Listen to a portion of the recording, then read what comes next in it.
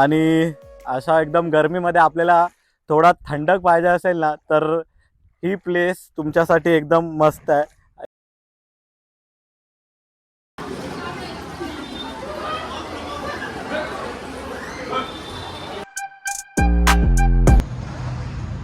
तर नमस्कार, तुमच्या सर्वांचं पुन्हा एकदा स्वागत आहे आपल्या नवीन ब्लॉगमध्ये. तर जसं थंबनेल बघितलात, आजची व्हिडिओ आपली त्र्यंबकेश्वर ज्योतिर्लिंगची आहे. आता सकाळचे 4:30 वाजलेत. मी इकडनं निघतोय. त्र्यंबकेश्वर ज्योतिर्लिंगची सर्व माहिती, रूट वगैरे सर्व तुम्हाला ब्लॉगमध्ये बघायला भेटणार आहे. तर ब्लॉगमध्ये स्टार्टिंग टू एंड बनून राहा. चला, आता आपल्याला गाडी आलेली आहे. गाडी आली आणि आता आपण निघालोय फायनली 5 वाजता. अशा प्रकारे आपल्या जर्नीला झालेली आहे सुरुवात. मुंबई ते त्र्यंबकेश्वर आपण बाय रोड जाणार आहे. आता जिकडनं मी निघालो ना, म्हणजे सांताक्रूजवरून, तिकडून त्र्यंबकेश्वर टोटल 180 किलोमीटर आहे. आणि आम्ही आता पोहोचलोय ते मुंबई नाशिक हायवेवरती. तुम्ही बघताय सुंदर असा सनराईज झालाय. आम्ही सकाळी लवकर निघालो, ह्याचं कारण असं की दुपारच्या रखरखत्या उन्हामध्ये आम्हाला प्रवास करायचा नव्हता. बाय रोड जेव्हा आपण नाशिकसाठी निघतो तेव्हा तिकडचे रस्ते खूप चांगले आहेत, म्हणजे डांबरी रस्त्यात तर ट्रॅव्हलिंगचा काहीच इश्यू येत नाही. आणि बघता बघता आम्ही कसारा घाट चढायला सुरुवात केलेली आहे.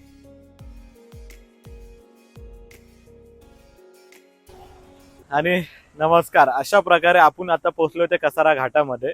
आणि सकाळचे किती माहिती आहे, किती 7:45 वाजलेत. आम्ही लोक सकाळी निघालेलो 5:30ला. 7:45 वाजता कसारा घाटामध्ये. इकडे थोडा थांबलोय, थोडा सनराईज झाला, ऊन खातो कवळा कवळा.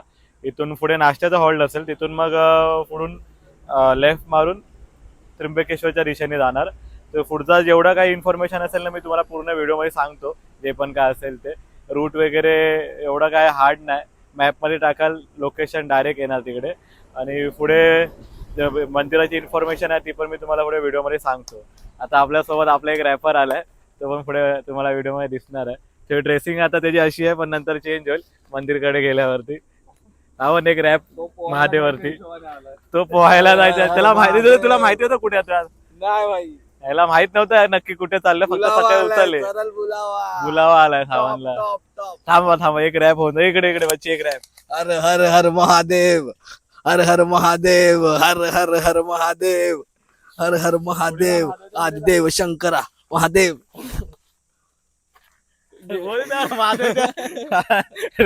आमचा रॅपर एवढाच बोलतोय. अजून एक मराठी सिंगर आहे, निनान भाऊ. अजून एक मराठी सिंगर आहे आपल्याकडे. तू मराठी सिंगर आहे, तुझ्याकडनं 2 शब्द काय?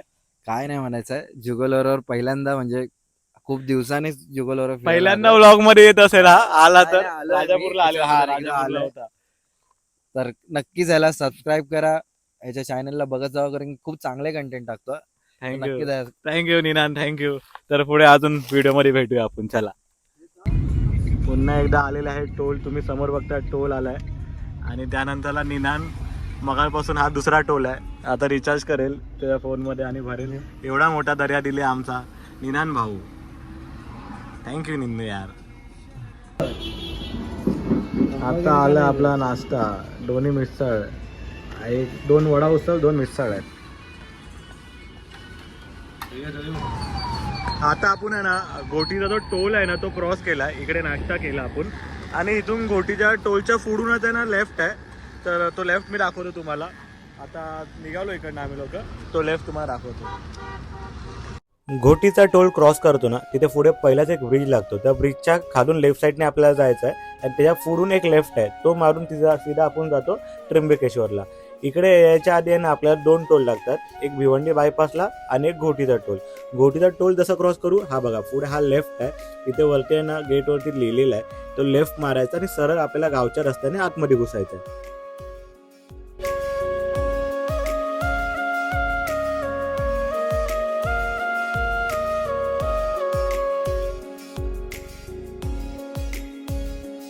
जेव्हा आपण लेफ्ट मारून आतमध्ये एंट्री करतो ना, आपल्याला 3 ते 4 आहे ना असे मोठे मोठे डॅम बघायला भेटतात. म्हणजे रस्त्याच्या आजूबाजूला ना पूर्ण पाणीच पाणी आहे. ह्याची पण इन्फॉर्मेशन मी पुढे व्हिडिओमध्ये दिली आहे. एंडिंगपर्यंत व्हिडिओ बघाल तर तुम्हाला पूर्ण इन्फॉर्मेशन भेटेल. कारण की इकडे फिरण्यासारखे असे मस्त असे स्पॉट्स आहेत ना, तर तुम्ही बघून हैराण होऊन जाल. कारण की बाजूला एवढे डॅम आणि एवढ्या नदी आहेत ना, की इकडचा वातावरण पूर्ण ना हिरवागार आहे. जसा तुम्ही समोर बघताय, हा पण एक मोठा डॅम्प आहे.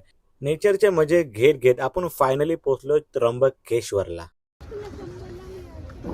आता आम्ही लोक म्हणजे आपण पोहोचलेलो आहे त्र्यंबकेश्वरला. आतमध्ये आलो, इथे गाडी पार्क केली, 4 व्हीलर, तेव्हा तिकडे गाडी पार्क केली आणि ही पार्किंग आहे. 50 रुपये पार्किंगचे घेतात, इकडची ऑफिशियल पार्किंग आहे. काय बाबू कसं आहे? ही फुलं नाही घेतली म्हणून रागवलं आहे. नाही अरे हा बघ, जिकडे कार पार्क करतो ना तिथून 200 मीटरवरतीच आहे ना समोर मंदिर आहे. कार पार्किंगच्या जस्ट अपोजिटलाच आहे. मंदिराच्या आजूबाजूलाच तुम्हाला सर्व शॉपिंग सेंटर्स भेटतील, म्हणजे खायची आणि काही गोष्टी, फुलं बिलांची, चप्पल वगैरे ठेवायची सर्व सोय मंदिराच्या आजूबाजूच्या परिसरामध्येच केलेली आहेत. हा मंदिराचा उत्तर महाद्वार आहे. इकडे राईट साईडलाच आम्ही लोकांनी हार आणि चपला वगैरे सर्व तिकडे ठेवून दिल्या होत्या.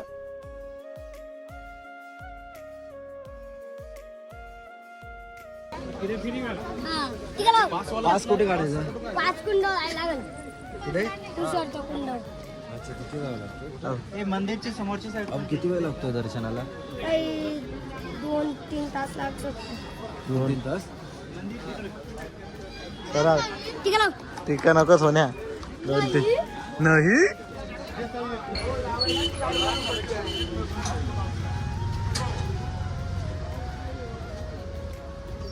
गर्दी नाही आहे. आम्ही लोकांनी आतमध्ये एंट्री केले. आता आतमध्ये मोबाईल अलाव नसेल म्हणून मी आता मोबाईल ठेवू शकतो. तर तुम्हाला लाईन दाखवतो. लाईन काहीच नाही, म्हणजे बाहेर असं बोलतात गर्दी आहे गर्दी आहे, पण गर्दी एक्झॅक्टली नाही आहे. आता चला आपण दर्शन करून घेऊया.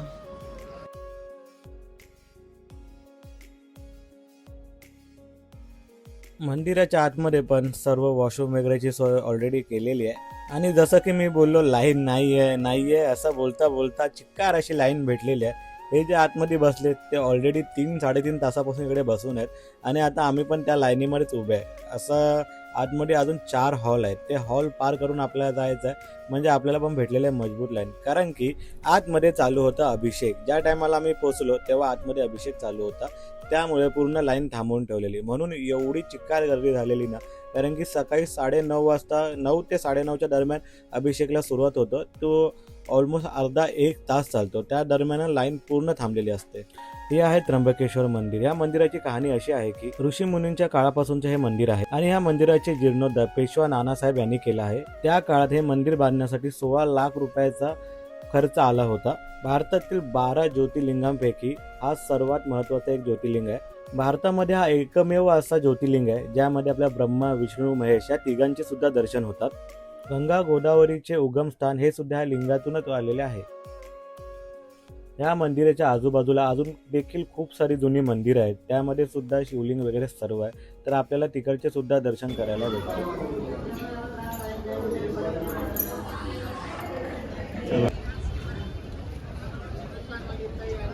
आणि आपल्याला दिसते ते काय, लालबागचा राजाचे दर्शन सुद्धा झालेले आहे. ट्रॉलीवरतीच गणपती बसला अजूनपर्यंत. मंदिराच्या 200-300 मीटर अंतरावरती गोदावरी नदीचे कुंड आहे.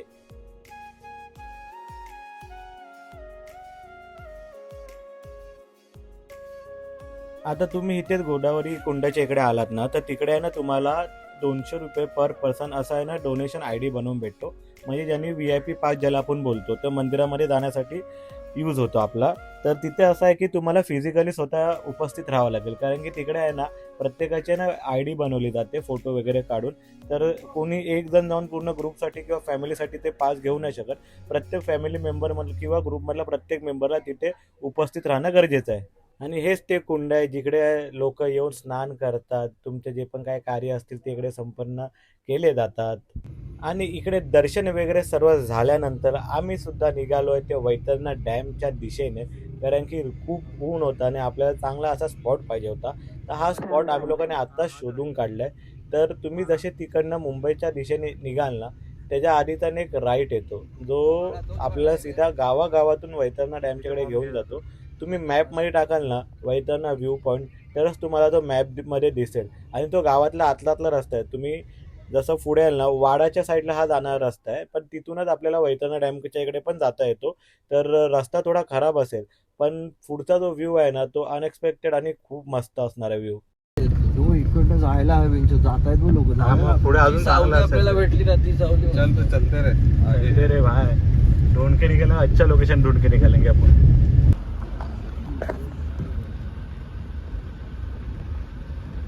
आता आम्ही लोक जातोय ना ते डॅमच्या मधून रस्ता आहे, त्या रस्त्याच्या मधून जातोय.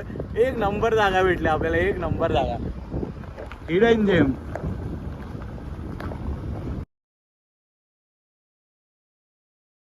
याच्यावरच सरळ चल. काय व्ह्यू. तर आता आपण त्र्यंबकेश्वर फिरून आलो आणि आता आलो आपण वैतरणा डॅमला आलोय. तुम्ही बघू शकता इकडचा वातावरण कसा आहे, एवढा भर रखरखत्या उन्हामध्ये आणि अशा एकदम गरमीमध्ये आपल्याला थोडा थंडक पाहिजे असेल ना तर ही प्लेस तुमच्यासाठी एकदम मस्त आहे. पाणी बघताय, पाणी फुल आहे. आता मी उभा आहे ना ते सरफेस आहे, म्हणजे सीडी टाईप आहे आणि हा पूर्ण डॅमचा एरिया आहे. आणि ह्याच्या पलीकडे पण आहे, डोंगराच्या पलीकडे एवढा मोठा डॅम आहे आणि खूप चांगला आहे.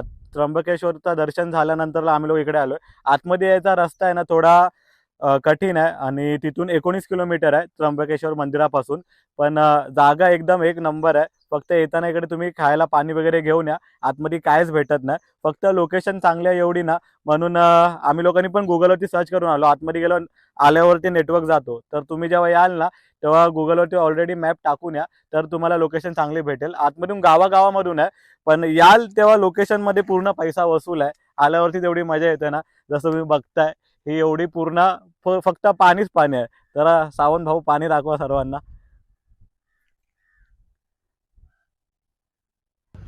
आता आमचा प्लॅन चालू आहे इकडे जायचा. समोर बघता आयलँड आहे आणि हे बघा हा आयलँड हा कनेक्टेड आहे. ट्राय करतो तिकडे जायचा. लेट्स सी, बघूया. तर तुम्ही त्र्यंबकेश्वरला यायची प्लॅनिंग करताय ना तर थोडा टायमानुसार या, कारण की खूप गर्दी असते. फ्रायडे, सॅटर्डे, संडे, मंडे अशा बिझी डेजमध्ये याल ना तर इकडे गर्दी असते.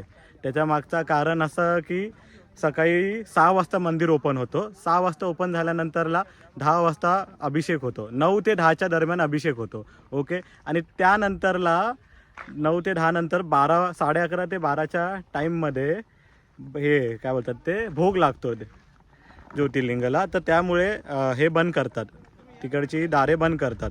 तर जेवढी लाईन असते तेवढी थांबवून ठेवावी लागते. आणि 200 रुपये जे पासचं मी तुम्हाला सांगितलं आता व्हिडिओमध्ये, ते घेऊन पण सुद्धा आपल्याला 2 तास स्किप होतात आपले. थोडी लाईन हे होते, कमी होऊन जाते, कारण की 2 हॉल असतात त्यामध्ये बसावा लागतो, तर ते स्किप होऊन जातं. जर तुम्ही 200 रुपयाचे जर पास घेताय ना तर 3-4 तास तर लाईन लावायला लागणारच आहे. ओके. आणि नंतरला टायमानुसार याल ना, सकाळी 6 वाजता जर याल ना तर 6 वाजता जो आलेला ना आमच्यासमोर त्याचं दर्शन 12 वाजता झालं आहे. म्हणजे खूप टाईम लागतो जसं बघायला गेलं तर तुम्ही याल तर थोडा डेट वगैरे बघून या. म्हणजे मी तर प्रिफर करीन मंगळवार ते गुरुवार ह्या 3 दिवसाच्या मध्ये आला ना थोडी गर्दी कमी भेटेल, नाहीतर गर्दी जास्तच असते इकडे तशी बघायला गेलं तर. आता आम्ही लोक इकडनं सुद्धा निघतोय, म्हणजे आता खूप टाईम झाला आम्हाला इकडे पण, आणि इकडची पण जागा एक्सप्लोर करून झाली. आता ह्या ब्लॉगमध्ये मी त्र्यंबकेश्वर आणि वैतरणा डॅम ह्या 2 डॅमबद्दल इन्फॉर्मेशन दिली. तुम्ही जर कुठे जायचा प्लॅन करत असाल तर तुम्ही इकडचा प्लॅन करू शकता. आणि खूप जवळ आहेत मुंबईपासून. 150 किलोमीटर, 180 किलोमीटर टोटल आहे, म्हणजे 3.5-4 तास लागतात यायला. पण दर्शनासाठी येत असाल तर सकाळी लवकर या. आणि पूर्ण डे स्पेंड करायचं असेल तर सर्वात बेस्ट जागा आहे की तुम्ही सकाळी 12-1 वाजेपर्यंत दर्शन केलात, त्यानंतरला 12-1 वाजेपर्यंत दर्शन करून झाल्यानंतर मग दुपारनंतर फ्री इथपर्यंत सनसेट एन्जॉय करा. त्यानंतर मग मुंबईच्या दिशेने निघालात तरी चालेल परत, काय टेन्शन असं नाही. आणि भेटूया आपण पुढच्या ब्लॉगमध्ये. ब्लॉग आवडला असेल तर लाईक करा, सबस्क्राईब करा, कमेंट करा. हर हर महादेव. चला भेटूया, बाय बाय.